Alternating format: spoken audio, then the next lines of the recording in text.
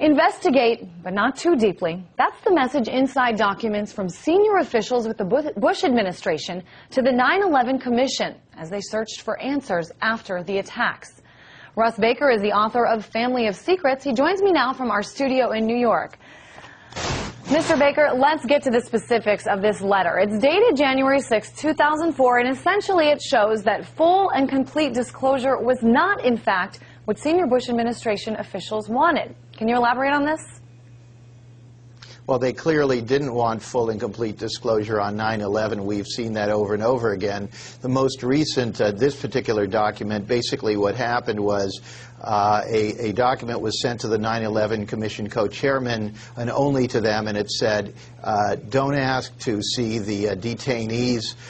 Don't ask to talk to them. If you do, you will be crossing the line, that's the quote, between legitimate right to know and America's need to defend itself. From what I understand, this document was recently obtained by the ACLU. And in it, the officials denied the bipartisan commission's request to question terrorist detainees, as you were talking about, basically saying that doing so would cross a line. I want to understand what they were saying, the reasoning for this was. Well, they didn't give any reasoning. They left it at that, and of course the speculation is what could that have been about. The 9/11 Commission was charged with trying to get to the bottom of the larger affair, what had happened in the first place, and what had the U.S. response been, had it been correct, and so forth. Of course, there are so many questions. A large share of the public feels that they haven't gotten the whole story, and this only confirms that. Here you have them saying, don't talk to people who may have had some sort of knowledge about the operation itself, and of course the Commission had every right to want to talk to these people. There is speculation that the real reason they didn't want them to talk to them was that at that point they were unaware that the interrogators were using basically what was tantamount to torture, and that this had not come out. So I'm curious, I mean, in your research, what has, tell me some of the more specific things that you found. I mean, what we're seeing is that the 9/11 Commission, which already understood that it couldn't probe too deeply into many of these matters, itself was extremely frustrated.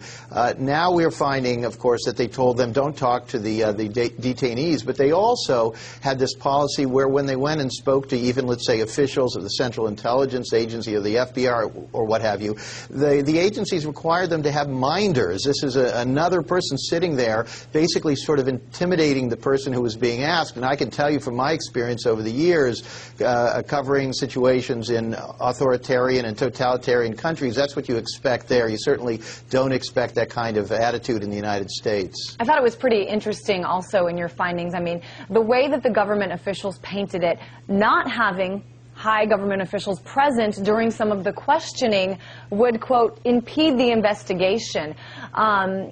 You said the 9/11 Commission was frustrated, but how did they react to this?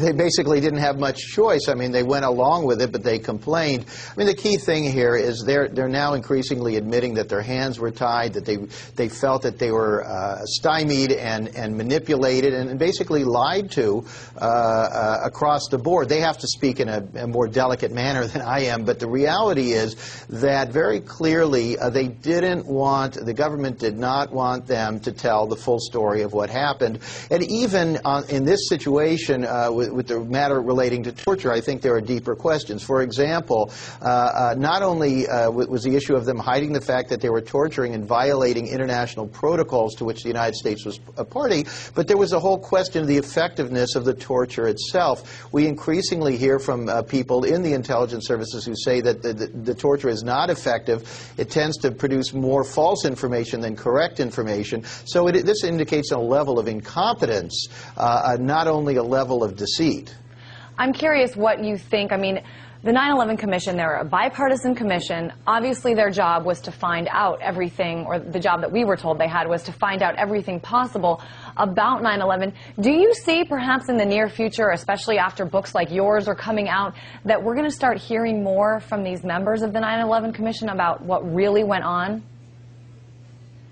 Probably we will hear some more here and there, but I mean, I think the larger issue is that they don't know that much. I mean, they simply were largely kept in the dark, and this is a general problem with the so-called checks and balances we have here in this country, is that Congress, even the top officials, are largely kept in the dark, even when they're supposed to be providing oversight of agencies like the Central Intelligence Agency, the National Security Agency. Only the top few people are privy to certain briefings, and even they say that they've been misled. So these are very dangerous problems for a vibrant democracy, and I think we're going to increasingly turn to outsiders, not these panels, because these panels are, this was appointed by the President of the United States, who himself was clearly not interested in this information getting out. But if you look historically at a lot of the other panels on subjects like Iran, Contra, and what have you, they have almost never gotten to the bottom of these deeper questions of how power works and how decisions are made. All right, Russ Baker joining us from our New York studio. His new book,